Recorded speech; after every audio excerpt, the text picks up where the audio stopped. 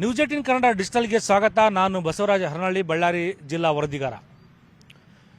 ಬಳ್ಳಾರಿಯಲ್ಲಿ ನಡೆದಿರ್ತಕ್ಕಂಥ ಬ್ಯಾನರ್ ಗಲಾಟೆ ಫೈರಿಂಗ್ ಪ್ರಕರಣ ಇಡೀ ರಾಜಕಾರಣದಲ್ಲಿ ಕೂಡ ಸಾಕಷ್ಟು ಸದ್ದುವನ್ನು ಕೂಡ ಮಾಡಿರ್ತಕ್ಕಂಥದ್ದು. ಆದರೆ ಇಡೀ ಪ್ರಕರಣ ದಿನಕ್ಕೊಂದು ತಿರುವನ್ನು ಕೂಡ ಪಡ್ಕೊಡ್ತಿರತಕ್ಕಂಥದ್ದು. ಯಾಕೆಂತಂದರೆ ಘಟನೆಗೆ ಸಂಬಂಧಪಟ್ಟಂಗೆ ದಿನಕ್ಕೊಂದು ವಿಡಿಯೋಗಳು ಕೂಡ ರಿಲೀಸ್ ಆಗ್ತಕ್ಕಂಥದ್ದು. ಅದರಲ್ಲೂ ಕೂಡ ಈ ಪ್ರಕರಣದಲ್ಲಿ ಇದುವರೆಗೆ ಒಟ್ಟು 6 FIR ಕೂಡ ದಾಖಲಾಗಿರ್ತಕ್ಕಂಥದ್ದು. ಅದರಲ್ಲೂ ಕೂಡ 4 FIRಗಳು ಜನಾರ್ದನ ರೆಡ್ಡಿ ಮತ್ತು ಅವರ ಬೆಂಬಲಿಗರ ವಿರುದ್ಧ ಕೂಡ ದಾಖಲಾಗಿದ್ದರೆ, ಮತ್ತೊಂದು ಕಡೆ 2 ಪ್ರಕರಣಗಳು ಕೂಡ ಶಾಸಕ ಭರತ್ ರೆಡ್ಡಿ ಮತ್ತು ಅವರ ಬೆಂಬಲಿಗರ ವಿರುದ್ಧ 2 FIRಗಳು ಕೂಡ ದಾಖಲಾಗಿರ್ತಕ್ಕಂಥದ್ದು.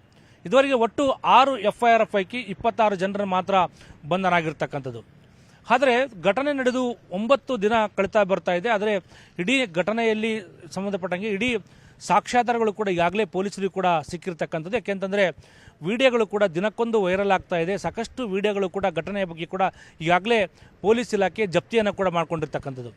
ಕೇವಲ ವಿಡಿಯೋಗಳನ್ನು ಮಾತ್ರ ಅಲ್ಲ, ಈಗಾಗಲೇ ಏನು SP ಅಂದರೆ ವಾಲ್ಮೀಕಿ ವೃತ್ತದಿಂದ ಹಿಡಿದು ಜನಾರ್ದನ ರೆಡ್ಡಿ ಅವರ ನಿವಾಸದವರೆಗಿರ್ತಕ್ಕಂಥ CC ಕ್ಯಾಮ್ರಾಗಳನ್ನು ಕೂಡ ಈಗಾಗಲೇ ಪೊಲೀಸರು ಕೂಡ ಜಪ್ತಿ ಮಾಡಿಕೊಂಡಿರ್ತಕ್ಕಂಥದ್ದು, ತನಿಖೆಯನ್ನು ಕೂಡ ಮುಂದುವರಿಸಿರ್ತಕ್ಕಂಥದ್ದು. ಆದರೆ ಇಡೀ ಘಟನೆಗೆ ಇಲ್ಲಿ ಪೊಲೀಸರ ವೈಫಲ್ಯ ಅನ್ನೋದು ಕೂಡ ಈಗಾಗಲೇ ಮೇಲ್ನೋಟಕ್ಕೆ ಕೂಡ ಸಾಕಷ್ಟು ಆರೋಪಗಳು ಕೂಡ ಪೊಲೀಸರ ವಿರುದ್ಧ ಕೇಳಿ ಬಂದಿರತಕ್ಕಂಥದ್ದು. ಈ ನಡುವೆ ಮಾಜಿ ಸಚಿವ ಜನಾರ್ದನ ರೆಡ್ಡಿ ಅವರು ಕೂಡ ಕೆಲವೊಂದು ಪೊಲೀಸ್ ಅಧಿಕಾರಿಗಳ ವಿರುದ್ಧ ಗಂಭೀರ ಸ್ವರೂಪದ ಆರೋಪಗಳನ್ನು ಕೂಡ ಮಾಡಿರ್ತಕ್ಕಂಥದ್ದು. ಏಕೆಂದರೆ ಇಲ್ಲಿ ಪೊಲೀಸರ ವೈಫಲ್ಯ, ಯಾಕೆಂತಂದರೆ ಈಗಾಗಲೇ SP ಅವರ ಅಮಾನತು ಕೂಡ ಆಗಿರ್ತಕ್ಕಂಥದ್ದು, IGP ಅವರ ವರ್ಗಾವಣೆ ಕೂಡ ಆಗಿರ್ತಕ್ಕಂಥದ್ದು. ಆದರೆ ಇಡೀ ಘಟನೆ ಇದು ಆರಂಭ ಆಗಿರ್ತಕ್ಕಂಥದ್ದು ಮಧ್ಯಾಹ್ನ 2:30ಕ್ಕೆ ಒಂದು ಬಾರಿ ಗಲಾಟೆ ಆರಂಭ ಆಗುತ್ತೆ. ಅದಾನಂತರ ಸಂಜೆ 6:30ರಿಂದ 7 ಗಂಟೆ ಸುಮಾರಿಗೆ ಕೂಡ ಗಲಾಟೆ ಆರಂಭ ಆಗುತ್ತೆ. ಅದಾದ ನಂತರ ರಾತ್ರಿ 9:30ಕ್ಕೆ ಕೂಡ ಮತ್ತೆ ಒಂದು ಗಲಾಟೆ ಆರಂಭ ಆಗುತ್ತೆ. ಆದರೆ ಇಲ್ಲೋ ಒಂದು ಕಡೆ ಇಡೀ ಘಟನೆಯನ್ನು ಕೂಡ ಪೊಲೀಸರು ನಿಯಂತ್ರಣ ಮಾಡಬಹುದಾಗಿತ್ತು. ಆದರೆ ಪೊಲೀಸರು ಎಲ್ಲ ಒಂದು ಕಡೆ ಇದರಲ್ಲಿ ವೈಫಲ್ಯ ಆಗಿದ್ದಾರೆ ಅನ್ನೋ ಆರೋಪಗಳು ಕೂಡ ಕೇಳಿ ಬರ್ತಾ ಇರ್ತಕ್ಕಂಥದ್ದು. ಮತ್ತೊಂದೆಡೆ ಇಡೀ ಪ್ರಕರಣದಲ್ಲಿ ಕೂಡ ಈ ಪ್ರಕರಣವನ್ನು ಎಲ್ಲೋ ಒಂದು ಕಡೆ ಈಗಾಗಲೇ ಪೋಸ್ಟ್ ಮಾರ್ಟಮ್ ಬಗ್ಗೆ ಕೂಡ ಸಾಕಷ್ಟು ಆರೋಪಗಳು ಕೂಡ ಕೇಳಿ ಬಂದಿರತಕ್ಕಂಥದ್ದು. 2 ಬಾರಿ ಪೋಸ್ಟ್ ಮಾರ್ಟಮ್ ಮಾಡಲಾಗಿದೆ ಅನ್ನೋ ಗಂಭೀರ ಆರೋಪಗಳು ಕೂಡ ಕೇಳಿ ಬಂದಿರತಕ್ಕಂಥದ್ದು. ಒಂದು ಕಡೆ ಪೋಸ್ಟ್ ಮಾರ್ಟಮ್ ಬಗ್ಗೆ ಗಂಭೀರ ಆರೋಪ ಕೇಳಿ ಬಂದಿದ್ದರೆ, ಮತ್ತೊಂದು ಕಡೆ ಅಂತ್ಯ ಸಂಸ್ಕಾರದಲ್ಲೂ ಕೂಡ ಸಾಕಷ್ಟು ಸಾಕ್ಷ್ಯಗಳನ್ನು ನಾಶಪಡಿಸಲಿಕ್ಕೆ ಅಂತ್ಯ ಸಂಸ್ಕಾರ ಮಾಡಿದ್ದಾರೆ ಅನ್ನೋ ಆರೋಪಗಳು ಕೂಡ ಕೇಳಿ ಬಂದಿರತಕ್ಕಂಥದ್ದು.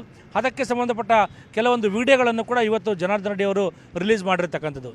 ಏಕೆಂದರೆ ರಾಜಶೇಖರ್ ಅವರ ಅಂತ್ಯಕ್ರಿಯೆಗಾಗಿ ಅವರ ತಂದೆಯವರ ಸಮಾಧಿ ಬಳಿ ಅವರ ಅಂತ್ಯಕ್ರಿಯೆ ಮಾಡಲಿಕ್ಕೆ ಒಂದು ಕುಣಿಯನ್ನು ಕೂಡ, ಮಣ್ಣಿನ ಕುಣಿಯನ್ನು ಕೂಡ ತೋಡಲಾಗಿತ್ತು. ಆದರೆ ಕೊನೆ ಕ್ಷಣದಲ್ಲಿ ಆತನನ್ನು ಉಳ್ಳಾರದೆ ಆತನ್ನು ಸುಡಲಾಗಿರ್ತಕ್ಕಂಥದ್ದು. ಅಲ್ಲಿ ಸ್ಮಶಾನದಲ್ಲಿರ್ತಕ್ಕಂಥ ಕೆಲವರ ವಿಡಿಯೋಗಳು ಕೂಡ ಇವತ್ತು ವೈರಲ್ ಆಗಿರ್ತಕ್ಕಂಥದ್ದು. ಅವುಗಳನ್ನು ಕೂಡ ಜನಾರ್ದನ ರೆಡ್ಡಿ ಅವರು ಬಿಡುಗಡೆ ಮಾಡಿರ್ತಕ್ಕಂಥದ್ದು.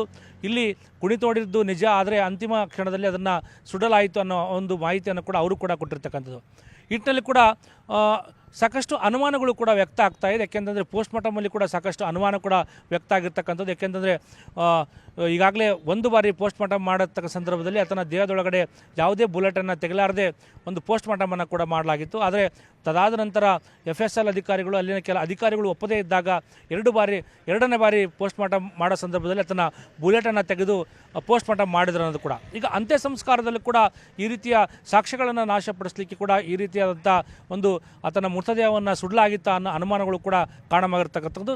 ಅದಕ್ಕೂ ಕೂಡ ಇಲ್ಲಿ ಕೆಲ ಪೊಲೀಸ್ ಅಧಿಕಾರಿಗಳ ಕುಮ್ಮಕ್ಕು ಮತ್ತು ಒತ್ತಡವನ್ನು ಹೇರಿದರನ್ನ ಆರೋಪಗಳು ಕೂಡ ಕೇಳಿ ಬರ್ತಾ ಇಡೀ ಪ್ರಕರಣದ ಬಗ್ಗೆ, ಇಡೀ ಪ್ರಕರಣದ ಒಂದು ಕಡೆ ಪೊಲೀಸರ ವೈಫಲ್ಯ, ಅದರಲ್ಲೂ ವೈಫಲ್ಯ ಇಡೀ ಗಲಾಟೆಗೆ ಒಂದು ವೈಫಲ್ಯ ಕಾರಣ ಆಗಿರ್ತಕ್ಕಂಥ ಏನು ಅಡಿಷನಲ್ SP ಆಗಿರ್ತಕ್ಕಂಥ ರವಿಕುಮಾರ್, ಅದರ ಜೊತೆಗೆ DSP ಆಗಿರ್ತಕ್ಕಂಥ ಚಂದ್ರಶೇಖರ್ ನಂದಾರೆಡ್ಡಿ ಸೇರಿದಂತೆ ಸ್ಥಳೀಯ ಶಾಸಕ ಭರತ್ ರೆಡ್ಡಿ ವಿರುದ್ಧ ಕೂಡ ಜನಾರ್ದನ ರೆಡ್ಡಿ ಅವರು ಒಂದು ದೂರನ್ನು ಕೂಡ ಪುರಸ್ಪೇಟೆ ಠಾಣೆಗೆ ಕೊಟ್ಟಿರ್ತಕ್ಕಂಥದ್ದು.